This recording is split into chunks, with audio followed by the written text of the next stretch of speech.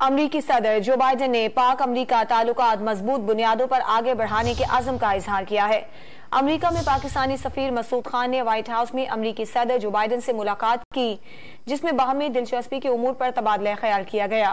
पाकिस्तानी सिफारत खाने के एलामी के मुताबिक अमरीकी सदर ने पाक अमरीका ताल्लुकात मजबूत बुनियादों पर आगे बढ़ाने के अज़्म का इजहार किया।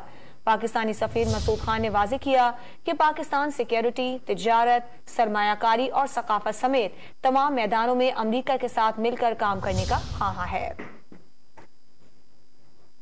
अमरीका में पाकिस्तानी सफीर मसूद खान ने व्हाइट हाउस में अमरीकी सदर जो बाइडेन से मुलाकात की, जिसमें बाहमी दिलचस्पी के उमूर पर तबादला ख्याल किया गया।